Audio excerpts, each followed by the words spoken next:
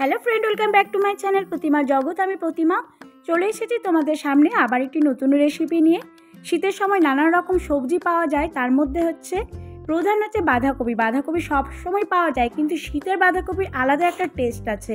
তোমাদের সামনে নিয়ে এসেছি আজকে একেবারে ভোজ বাড়ির মতো টেস্টি মাছের মাথা দিয়ে বাঁধাকপির তরকারি। এর জন্য আমি প্রথমে বাঁধাকপিগুলোকে খুব ভালো করে সরু সরু কেটে নিলাম। তারপরে একটু ভাপ দেওয়ার জন্য ওভেনে চাপিয়েছি ঢাকা দিয়ে। এরপরে আমি আলুগুলোকে চৌকো চৌকো করে কেটে নিয়েছি, কড়াইয়ের মধ্যে তেলে দিলাম, সেগুলো একটু লালচে করে ভেজে নেওয়ার জন্য। এবার উপর থেকে সামান্য একটু লবণ আর একটু হলুদ ছড়িয়ে দেব। তারপর সেগুলোকে একটু কড়া করে ভেজে নেব। তো বন্ধুরা, এইভাবে বাঁধাকপির সবজি যদি তোমরা রান্না করো তাহলে কিন্তু যে কোনো অনুষ্ঠানে কিংবা রাতের ডিনারে কিংবা সকালে পরোটার সাথে অসাধারণ লাগে খেতে। এইভাবে আমি লালচে করে আলুগুলোকে খুব ভালো করে আগে ভেজে নিলাম। আমি এইদিকে আদা রসুন পেস্ট একটু করে নিয়েছি। তারপর আমি মাছের মাথাগুলো ফ্রিজের মধ্যে রেখেছিলাম, সেখান থেকে বের করলাম, ভেজেই রেখেছিলাম, তবু আবার একটু লালচে করে ভেজে নেব।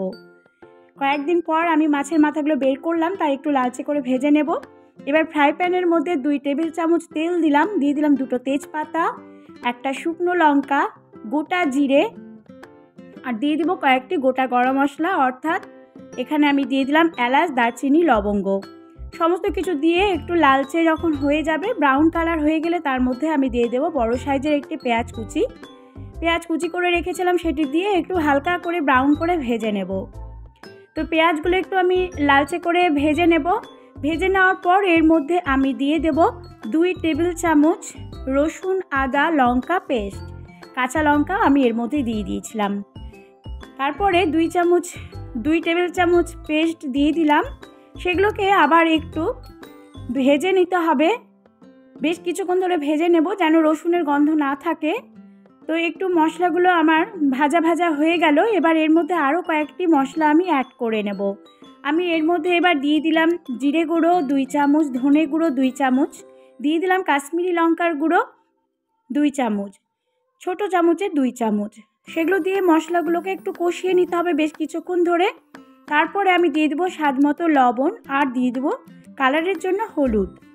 এগুলো দিয়েও খুব ভালো করে একটু কষিয়ে নেব। আরও 1 টেবিল চামচ তেল দিলাম, কারণ মশলাগুলো কষার জন্য আর একটু তেল দরকার ছিল, তাই আমি তেল দিলাম। তেল দিয়ে আবারও একটু বেশ কিছুক্ষণ কষিয়ে নেব। এবার আমি দিয়ে দিলাম ছোটো চামচের 2 চামচ চিনি। বাঁধাকপির তরকারি মিষ্টি ছাড়াতে একদমই ভালো লাগে না, যারা চিনি পছন্দ করো না তারা দেবে না। এবার আমি এখানে দিয়ে দিলাম একটা টমেটো কুচি করে রেখেছিলাম, সেই টমেটো এর মধ্যে দিয়ে দিলাম। টমেটো দিয়েও একটু লালচে করে ভেজে নেব। তারপর দিয়ে দিলাম মটরশুঁটি।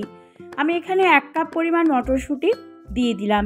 মটরশুঁটি দিয়েও একটু কষিয়ে নেব। তারপরে দিয়ে দিলাম মাছের মাথাগুলো দিয়ে একটু খুব ভালো করে খুন্তি দিয়ে ভেঙে ভেঙে দেব, কারণ খুন্তি দিয়ে না ভাঙলে কিন্তু গোটা থেকে গেলে ভালো লাগবে না। এবার খুন্তি দিয়ে খুব ভালো করে ভেঙে দিয়ে আবার একটু কষিয়ে নেব। তারপর আমি বাঁধাকপি যে ভাপ দিয়ে রেখেছিলাম সেগুলো আমি কড়াইয়ের মধ্যে দিয়ে দেব।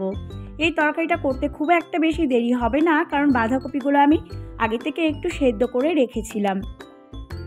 আর এখন শীতের সময় বাঁধাকপি কিন্তু একটুতে সেদ্ধ হয়ে যায়, একেবারে গলে মিশে যায়।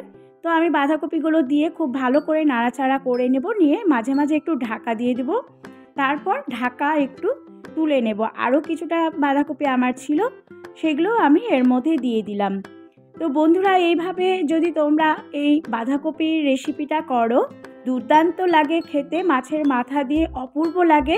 একবার করলে কিন্তু বাড়িতে সকলেই খেতে চাইবে। আর অনুষ্ঠান বাড়ির মতো এই বাঁধাকপি কে না ভালোবাসে বলো, প্রত্যেকে কিন্তু বাঁধাকপি মাছের মাথা দিয়ে খুব পছন্দ করে।